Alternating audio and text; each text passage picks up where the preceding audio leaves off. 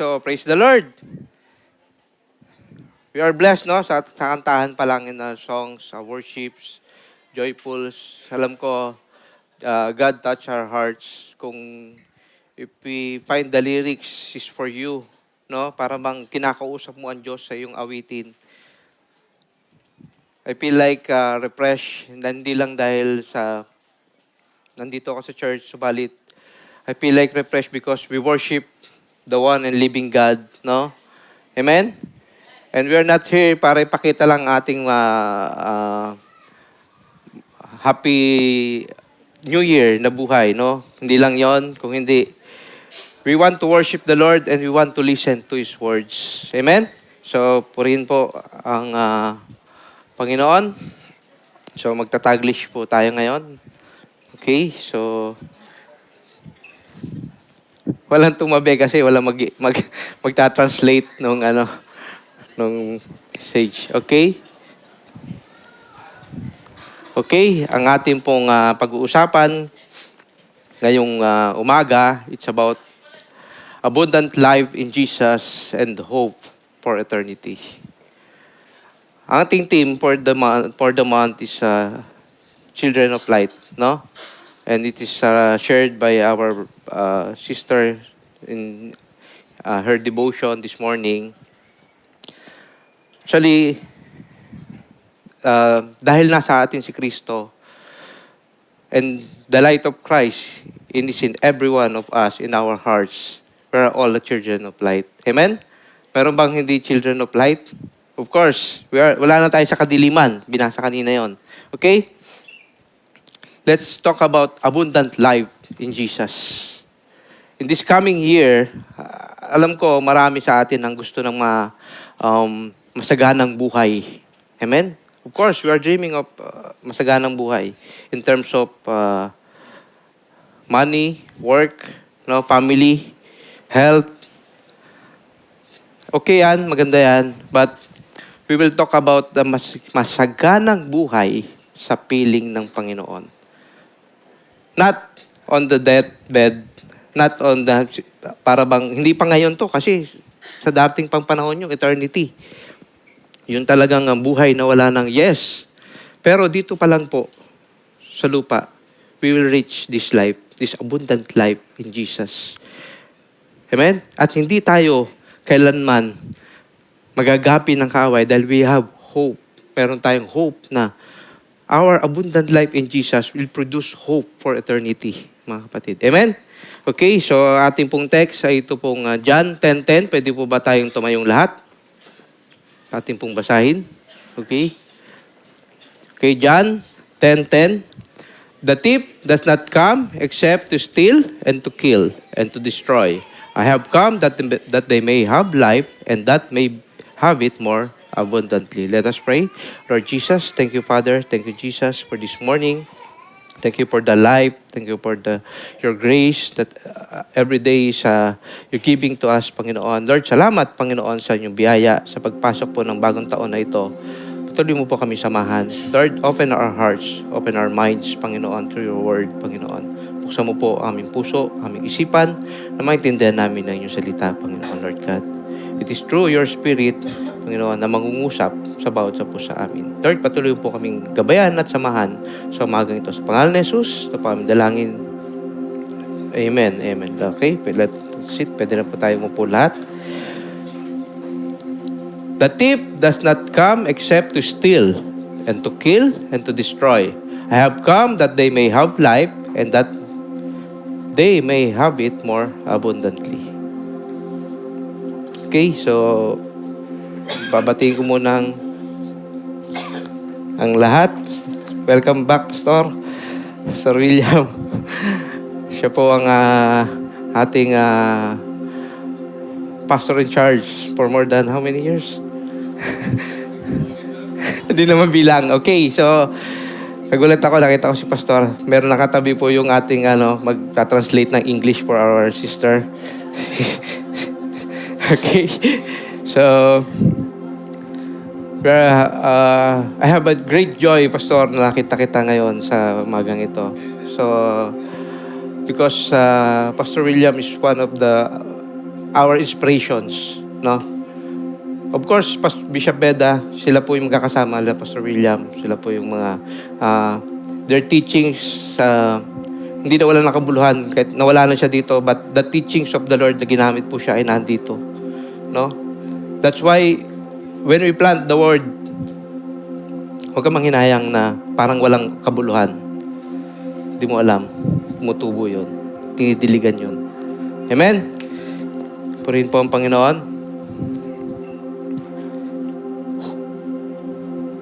Oops. Okay. Who is the thief? Who the thief represents?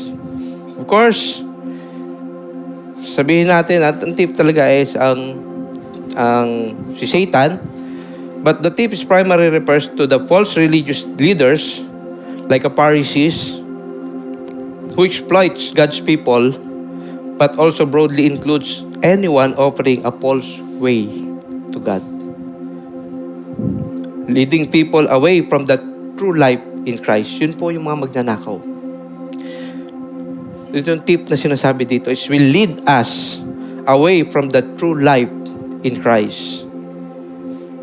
Kung meron Charlie's Angels, kung naririnig nyo yung Charlie's Angels, meron din pong Satan's Angels. This is the agents of Satan. What kind of Pharisees nowadays? Wala na mga Pharisees ngayon. What kind? Of course, those are the people that are self-righteous. Nagtuturo sila na para bang sila hindi nagkakamali. Gustong-gusto nila nakikita ng tao yung kanilang mga mabubuting gawa.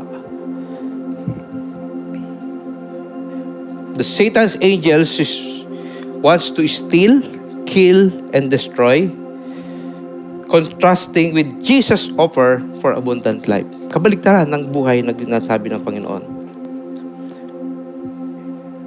The context shows Jesus, the Good Shepherd, warning us against those who are entered the sheepfold. Of course, the church, the God's people, not through the door, but by other means like false teaching and self-serving authority. And that's the tip. False teachers claiming offer salvation. Sasabihin nilang, sumama kayo sa akin sapagkat sa amin merong kaligtasan. Minsan nililito nila ang tao. But the truth is, they leading people away from Christ and making their spiritual harm. And of course, Satan, the ultimate source of deception and destruction, working through those false teachers. Mag-ingat po tayo. You must be careful. You must be laging aware and be alert sa mga pinakikinggan natin. Because many preachers, they will preach to you a prosperity gospel. And then our hearts in giving, na nagbibigay tayo dahil gusto natin magkamit pa, na mas higit pa. No. But that's the truth.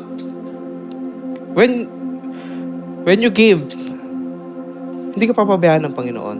Pero hindi dapat yun na maging motive ang ating puso. That must be our motive. Because it is selfishness, mga kapatid. We give because the Lord bless us. Amen?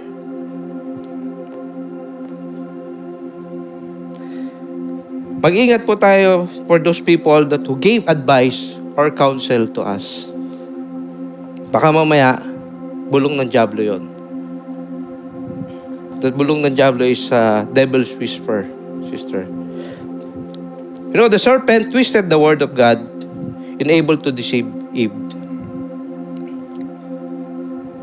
Nung tinwist na ng devil, totoo ba? Sinabi ng Diyos. Nagkaroon siya ng desire. Nakalimutan na niya yung bilin ng Panginoon. That's why we need to guard our heart. Keep your heart with all vigilance, for from it flow the springs of life. Ingatan mo ang iyong puso, sa Tagalog isipan, but Sapagkat ano ang iyong iniisip, yun din ang magiging buhay mo. What is inside of you, it will comes out to you. Kung ano nasa puso mo, lalabas yan. Yeah.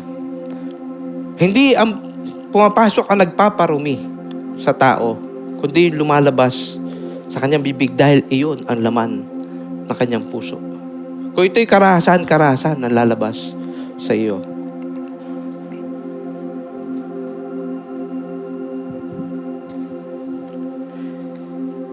Keep your heart with all vigilance.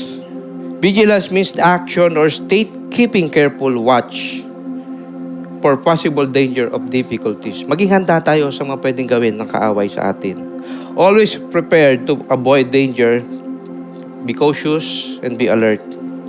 That's why the psalmist says this, search me, O God, and know my heart. Try me and know my thoughts. And see if there be any grievous way in me, and lead me in the way everlasting. For every time na tayo lumalapit sa Diyos, sabihin natin to, Panginoon, search my heart. Suriin mo ang puso ko. Sapagkat for we all know, tayo po ay hindi umabot sa standard ng Diyos. There's nothing good in us, sa totoo lang. All we want is comfort, money, and everything that the world can provide. But, dahil sa atin na si Kristo, we have everything. Amen?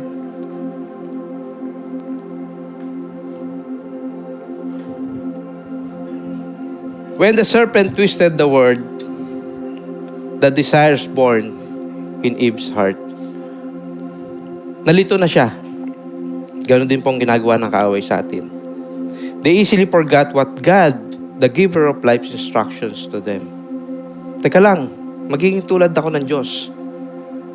Parang masarap tong sinasabi ng ahas.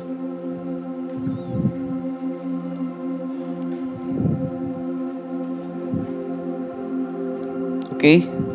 There's a powerful warning from Jesus to Simon Peter and to the other disciples at the Last Supper, revealing that Satan has requested to sift them like a wheat. Ito na yung susubukin si Peter. Sift like a wheat is a metaphor for intense testing and spiritual trial. But Jesus has prayed for Peter's faith not to fail, and after Peter's fall, he must strengthen his brothers.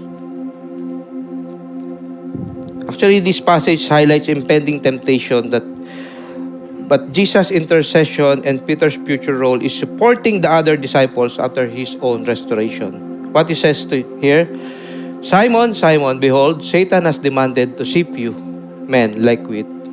But I have prayed for you that your faith will not fail, and you, when you have turned back, strengthen your brothers. Alam na ng Diyos yung mangyayari. Sabi niya, pag ikay bumalik, palakasin mo yung mga kapatid. But, in verse 33, sinabi niya dito, but he said to him, Lord, I am ready to go with you, both to prison and to death. Tapang niya, no? Peter's strength is from him alone, not from God. Na para bang, Lord, hindi ako papayag. Alam natin, alam sa mga sinulat ni Peter o sa mga nangyari sa kanya at sa panahon kasama niya si Kristo, alam natin na Peter loves Jesus so much. Amen? Nung tinawag siya ng Panginoon, iniwan niya yung kanyang lambat at sumunod sa Panginoon.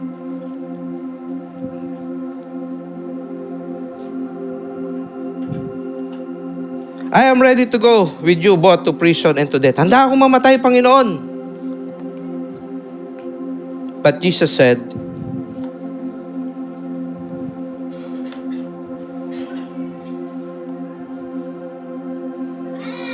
I tell you, Peter, the rooster will not crow today until you have denied 3 times that you know me. Alam mo yung desire niya? Parang sa isipan ng tao natin, walang masama di ba? I will protect you, Lord. Hindi ako papayag. But is it the will of the Father, yung gusto ni Peter? Di ba? Merong mga bagay na gusto natin. May mga bagay na para bang tama sa paningin natin at sa pananaw natin. But, let's question ourselves, is it the will of the Lord? Kalooban ba ng Panginoon to?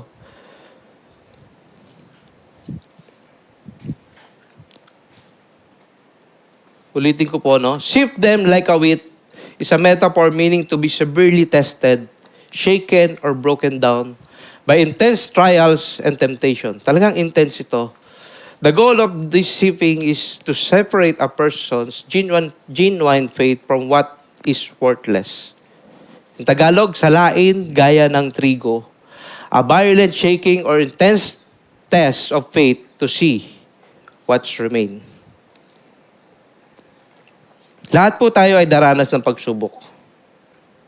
Siguro wala nang hihigit pa sa dinanas ng mga apostol, no? The way they died, persecuted, hunger. Malibang, tayo po ay mabuhay sa Great Tribulation. The Great Tribulation ay sa kahirapang walang pangalawa.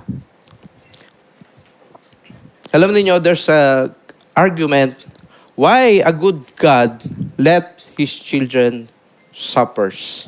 Why a good God? Kung mabuti ang Diyos, bakit hinahayaan niyang mag-suffer ang kanyang mga anak? Or dumaan sa mga pagsubok? And this is the answer, mga kapatid.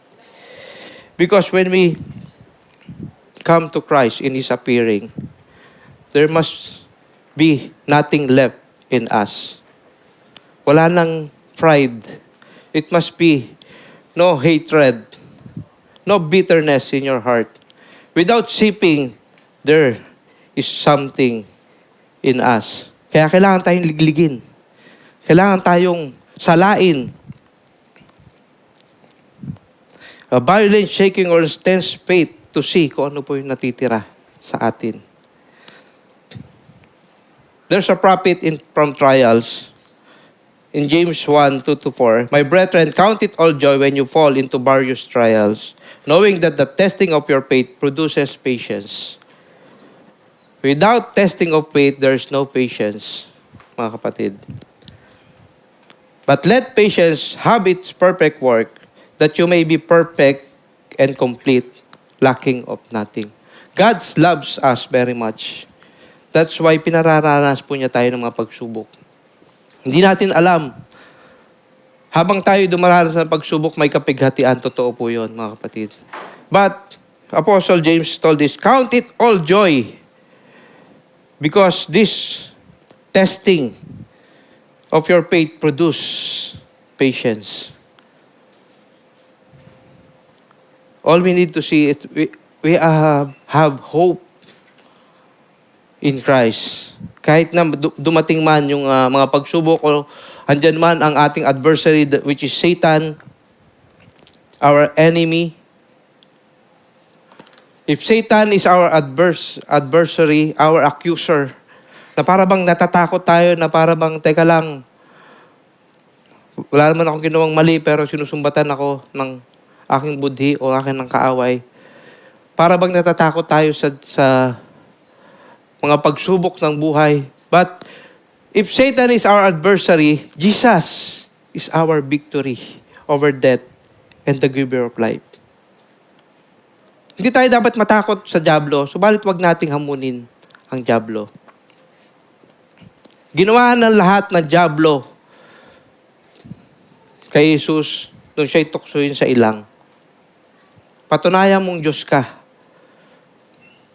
Dahil siya'y gutom nung mga panahon na yon, He passed for 40 days and 40 nights. Sambahin mo lamang ako, ibibigay ko sa iyo ang lahat ng ito. But hindi nagwagi si Satan sa Panginoong Hesus. Ang suling sinabi niya, Diyos lamang ang iyong sambahin.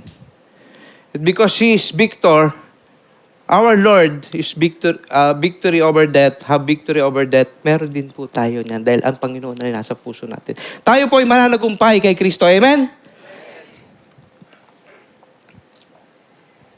Huwag tayong panghinaan ng loob, mga kapatid, sa mga pagsubok. Because someone is praying for you. Nung si Peter ay dadaan sa pagsubok, sinabi ng Panginoon sa kanya, "But I have prayed for you." Hindi po tayo nag-iisa pag tayo dumaranas ng pagsubok. No? Pag tayo dumaranas ng kapighatian, remember, Jesus is praying for you, mga kapatid.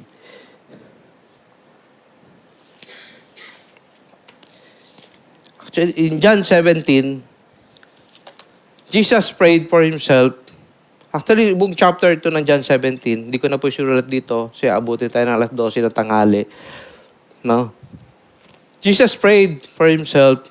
In verse 6, he prayed for his disciples. And in verse 20, Jesus prays for all believers. Even one of us, Jesus is praying for us. Basahin ko po sa inyo in verse 20, Jesus prays for all believers. I do not pray for this alone, hindi lamang sa kanyang mga disciples, but also for those who will believe in me through their word, that they all may be one, as you, Father, are in me, and I am in you, that they also may be one in us, that the world may believe that you sent me. And the glory which you gave me, I have given them, and they may be one, just as we are. Father, I desire, in verse 24, Father, I desire that they also whom you gave me may be with me, where I am, that they may behold my glory which you have given me. Remember how awesome Jesus is. Sabi niya, Father, I desire. Dinidesire ko na lahat ng binigay mo sa akin ay makasama ko. Lahat ng mga taong binuksan mo ang puso at isipan. Jesus is praying for you, mga kapatid. We are not alone. Alam niyo, when I came here in Doha, 13 years ago, kaya dumami na po yung mga white hair natin, edad lang po yung tumatanda. Our local church in the Philippines keeps on reminding me, find the church. Yun ang una mong gawin. Find the church. Wherever you go, find the church. Yung bishop namin na nasa piling na po ng Panginoon ngayon, he's always reminding me, find the church. Tapos, how can I find the church that's like here, or I will feel like family? Find the mission and vision of the church where you're going. Hanapin mo yung kanilang mission and vision. At yung una kong tinignan dito, nakasulat po yan sa likod ng pader na to. There's a struggle. More than 6 months, wala po akong church. Just working. I feel like, para bang natutuyot ka. Para bang your spiritual is like what? Drained. Yeah, tama. Buti na. No? Kasi hindi lamang, what the Lord says, hindi lamang sa tinapay nabubuhay ang tao, kundi sa bawat salitang namumutawi sa bibig ng Diyos. The bread is for the body, and the word is for the spirit. Amen, mga kapatid? If you don't have word of God, what will to happen to your soul, mga kapatid? And sa biyaya ng Panginoon ay nakarating po ako sa QEC. Ayun nga, you came here na wala kang kakilala, para bang you're foreigner in a foreign land. At least naging foreigner po tayo, no? Para bang I feel like alone and parang nag-iisa ka, wala kang church, or wala rin ako makita sa Facebook ng mga churches noon na O siguro hindi lang ako masyadong naghahanap. Pero naghahanap talaga ako ng iglesia. Actually, umattend pa ako sa ibang church that meron nag-invite sa akin. Tapos nalipat po ako ng site. Napunta ako ng Doha. Hindi na po ako nasundo. And it maybe it's my fault also na I didn't take their number, no, para ako yung kanilang sunduin. Nag-message pala ako one time na magpapasundo ako. So, it didn't happen. So, I stayed online for how many months. But, after 13 years, umalis po ako ng Pilipinas from a church worker, from one of the core group ng church, ay naging Sunday worshiper na lang ako. Something's happened, trials, sufferings ng church. Niliglig po ang iglesia. And my point is, kung sila na mga spiritual na fall sa temptations, sabi ko, what about me? Ako po yung mas mahina kaysa sa kanila. Akala ko ganon. I failed, mga kapatid. Actually, I failed. Sabi ko, okay na lang na maging church goer ako, a Sunday worshiper. Kasi, hindi ko naman kaya din, labanan yung mga pagsubok kung dumating sa akin to. I don't want fame. Ayoko pong tumayo sa harap. Sabi ko, I will stay at the back. But there's a plan ng Panginoon. I don't know the plan. Wala po akong plano mag-abroad. I don't have a plan to go overseas to work away from my family. Something happened. On the 9th day na nakapanganak po ang asawa ko, na-disgrasya ako. My collarbone broke. Hindi ako makapagtrabaho. But the Lord provides everything. Bago ako madisgrasya, for a month or more than a month, nagkaroon ako ng credit card. So yun ang ginamit ko para mag-survive po ang family ko. I don't know. Then suddenly, someone texted me na there's an interview to work abroad. Hindi ako nag-apply. Meron akong bahasag dito. The timing, tatandaan ko on July 25, tinanggal po yung aking brace.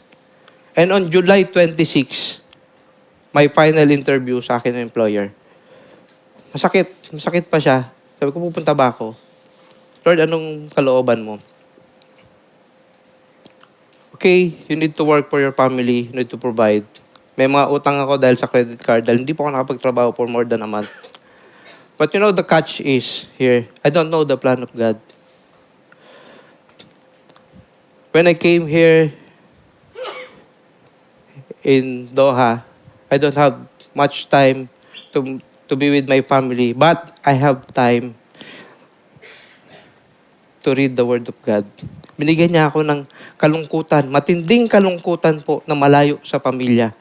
It almost broke me. But those brokenness, it brings me to His Word. He restores me. He restores my faith. Ginamit po niya yon para ma-restore po aking pananampalataya sa Diyos. To bring closer to Him. Nung una, hindi ko alam anong plano mo, Diyos. Kaya naman namin magtrabaho sa Pilipinas na sama-sama. But God has another plan. Every one of us has God's plan in our lives. Hindi pa naman natin alam kung ano. But we must continue to walk in Him in faith. Lumakad tayo sa pananampalataya na Diyos ang nakakaalam ng lahat ng bagay. May plano ang Diyos sa atin. He don't want us to be a loser. Sometimes, loneliness or boredoms or ating pag-iisa ay dinadala tayo ng Diyos sa Kanyang presensya. Amen, mga kapatid? Sabi natin sa Pilipinas, maraming kabalahan, yes. Nawawalan tayo ng oras sa salita ng Panginoon. But our brokenness brings us to feet of Jesus. Lalahanin natin kung gaano niya tayo kamahal. At pinapanalangin niya tayo.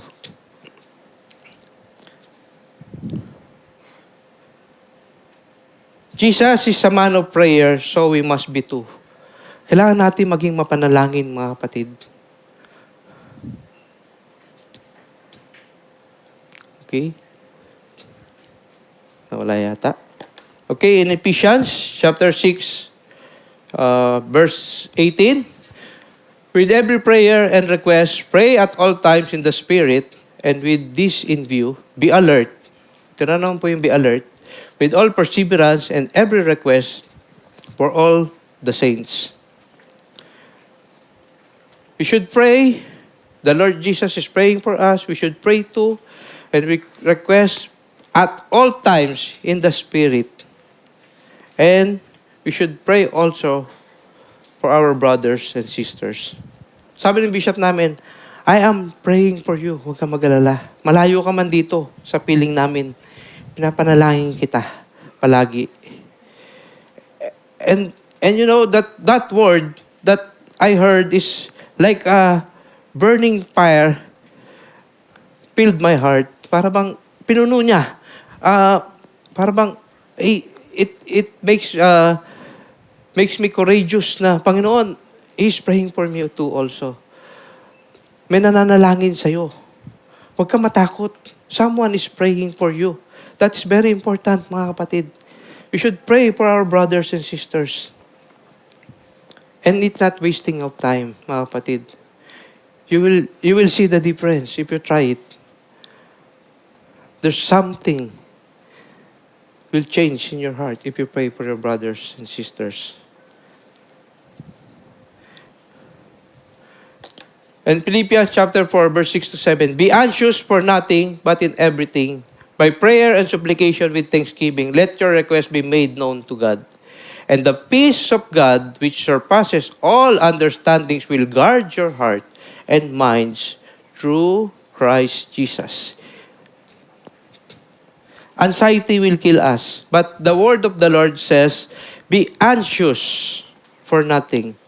But in everything, by prayer and supplication with thanksgiving. May pasasalamat. Ano man po ang ating kalagayan, tayo nagpapasalamat sa Panginoon. Dahil alam natin, nakasama natin siya. The psalmist wrote, even though I walk through the valley of shadows of death, I will fear no evil, for you are with me.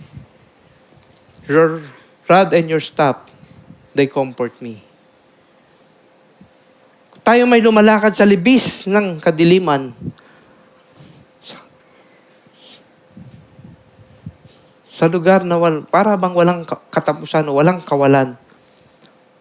Na wala tayong natatanaw kundi kahirapan, kasama natin ang Panginoon. I will fear no evil, for you are with me. And through prayer and request to known to God, the peace of God will give to us, will surpasses all understanding that will guard your heart and mind. Through prayer, nagsasalita tayo sa Panginoon. Sinasabi natin sa Kanya ang ating mga suliranin. At ang Diyos po ang nagbibigay ng kapayapaan, pang-unawa sa atin na para tayo maging alert, para mabantayan natin ang ating mga puso sa mga bulong ng dyablo, ang ating isipan. Amen, mga kapatid?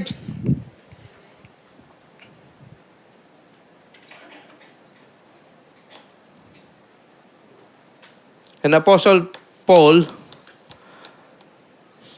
says this in Ephesians chapter 1, verse 16 to 20. I have not stopped thanking God for you. I prayed for you constantly, asking God, the glorious Father of our Lord Jesus Christ, to give you spiritual wisdom and insight so that you might grow in your knowledge of God. Through prayer, tayo ay lalago, tayo ay mag-grow sa pagkakilala po sa Panginoon. Without prayer life, we are powerless Christian. You know, mga kapatid, this prayer is not like our last line of hope. Sabi nila, pag ikay stage 4 cancer, prayer is your last hope. But for those life is in Christ Jesus, prayer is not our last hope, mga kapatid. Prayer is a first line of defense in our life, mga kapatid. Whatever situation we had, even in our deathbed.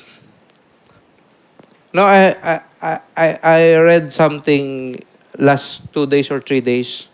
One of the bishops in the Philippines, I don't know him personally, died. Nasa piling na siya ng Panginoon. But ang patotoo po ng kanyang anak, what his sons told, do not be sad because my died is with the Lord.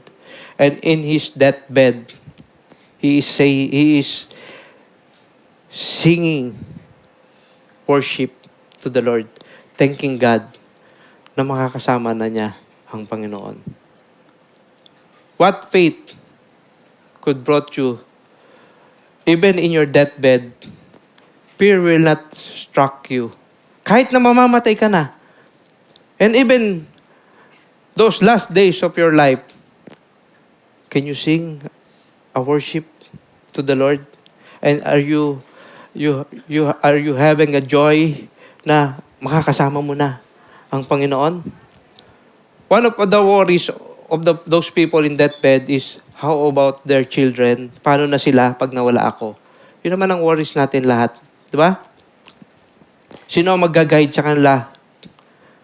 That's why the Lord teach us also that teach our children the way they should do. But how can we teach them kung hindi din na alam ang daan? Kaya sinabi niya dito, asking God, the glorious Father of our Lord Jesus Christ, to give you spiritual wisdom. We need to ask God to give us wisdom and insight that we may grow in the knowledge of God. At pag tayo'y nawala sa mundong ito, when we fast away, of course, darating yan, hindi lang natin alam kung kailan, at hindi rin po tayo nag-uunahan. Darating at darating yan. Diyos ang nakakalam kung kailan. Alam natin na dapat may turo natin sa kanila ang daan ng katwiran, ang daan ng matuwid. And one of those days na nagpapasalamat po ako sa Panginoon, dahil nandito nga ako sa malayo sa kanila, sa mga aking mga anak. Sabi ko, how can I teach them every time that but I'm away? Meron akong burden na maturuan sila. And I'm praying to have them Bible studies every week, at least every week. And then, tuloy naman po sila nag-church sa Pilipinas. So, you know, one day, they come up. Kasi alam naman natin ang mga pastor's kids. Kung sino pa yung mga pastor's kids, yun po yung nagiging pasaway minsan. Because from their childhood, nasa church na sila. So para ba lang nakasanayan na lang nila yung pumunta sa church. But deeper is sometimes sumasablay dahil nakasanayan na lang lahat ng bagay. Nagkaroon po sila, they come up in the Philippines, the church po namin doon sa Pilipinas, where we are called since my youth. Andun din po yung aking mga anak. They come up to have a Bible study for the pastor's kids. And natutuwa ako, sabi ko nga sa misis ko, baka mamaya ay ano lang yan, ningas kugon sa umpisa lang, pagpatuloy kayo. Pagpatuloy niyo yan. Because consistency is the key. Kapag walang consistency ang buhay ng isang Kristiyano, you will drop. Pag walang consistency, walang pagpapatuloy, you will struggle. Nagpapasalamat po ako sa Panginoon dahil ang dami pong mga pastor's kids sa Pilipinas ay they meet once a week to have a Bible study. And sila din po. Sila po yung ginagamit sa harap, maliban sa Word of God. Sila na yung nagbabasa ng word. Sinasanay sila na magsalita. Sinasanay silang manalangin. And you know what? There's something I heard sa patotoo po ng aking anak. When I have a vacation, I think 2019 or 2019 siguro or 2017, we have a small conversation ng aking anak. Sabi niya, ano ba yung kaligtasan? What's the salvation from the Lord? Ano yung sinasabing faith? Ano yung sinasabing ganito? A simple conversation. Actually, it's not a Bible study. It's been talking about a father and son intimately. Kaming dalawa lang. Hindi ko alam. Basta nagtatanong lang siya. They keep on questioning me about the word and how can he share the good news sa kanyang mga kaibigan. And then, pinatotoo niya, nakita ko kasi, alam natin yung Google Photos, no? Pag nakasave sa phone mo, lalabas sa phone ng asawa mo, lalabas sa phone mo. Diba? And then suddenly, I heard it na that simple conversation turns a big thing for my son. That simple conversation. Sabi niya, nag-usap lang kami ni Papa. Papa and I talks about the word. Then suddenly, something came up that the Lord opened his heart and mind. And you know what? Pinapatotoo nung anak ko. Gusto niya mag-aral ng mga discipleships. Sabi niya, bakit gusto mo mag-aral ng discipleship trainings for the church or to teach the word, to know the Lord deeper? And you know what? Kanyang answer sa akin, sabi niya, alam ko, pa, ngayon pa lang alam ko kung saan ako patungo. Sabi niya, I know where am I going. And I know the Lord is calling me. Sabi niya. So, tinatawag na ako ng Panginoon, bakit hindi pa ngayon? The Lord is calling me, sabi niya. And then, I really thank God kasi it is not I na at tatay niya na gumawa nun sa kanya. It is the Lord. Ginawa yun sa kanya. We are not a perfect family. Marami po kami mga pagkukulang. But one thing is for sure, if the Lord Jesus is your victory, if the Lord Jesus is your Savior, hindi niya pababayaan ang iyong pamilya, ang iyong sambayanan. Amen? Limitado ang magagawa ko sa pamilya ko. Subalit ang Panginoon, ang gumagawa at kumikilos sa puso at buhay ng tao. I just thanking God also kasi sabi ko, hindi na sayang yung gabi na iniiyak mo sa Panginoon, sa panalangin sila, paano mo sila masasamahan. Maraming pamamaraan ng Diyos. Pagtiwala lamang tayo sa Kanya. The hope of His calling, the assurance of eternal life seen in the power of the Holy Spirit in us. Kung nakikita natin, kung nararamdaman natin, kung nasa sa atin ang Kanyang Espiritu, meron tayong assurance sa eternal life sa pagdating ng panahon. Amen? Hindi tayo panghihinaan ng loob sa kabila ng mga pagsubok na dumarating sapagkat alam natin kung saan tayo patungo. And in verse 18, ito po tuloy po ng Ephesians chapter 16, I pray that your hearts will be flooded with light so that you can understand the confident hope He has given to those He called, His holy people who are rich and glorious inheritance. I'll also pray that you will understand the incredible greatness of God's power for us who believe Him. This is the same mighty power that raised Christ from the dead and seated Him in the place of honor at God's right hand in the heavenly realm. The incredible greatness of God's power ay ibinigay niya po sa atin upang mapagtagumpayan natin ang lahat ng mga pagsubok, mga kapatid. Nothing to worry about, nothing to be anxious, mga kapatid. Nung sinubok po, bago po mag-ministry ang Panginoong Jesus, bago siya magsalita sa synagogue, bago ang lahat, after his baptism with John the Baptist, dinala po siya ng Espiritu sa ilang.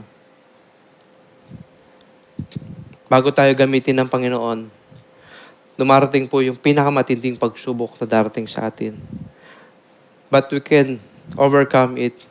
What Jesus did on the wilderness, He prayed and fasted. During His difficult moments of His life, pag tayo gutom, tayo ay puyat, tayo ay minsan, di ba, pag kayo gutom, parang wala ka sa kondisyon, no? Parang there's something in your head is coming, no? In your vulnerability, remember that God is preparing you for His calling, mga kapatid. God is preparing you for His calling.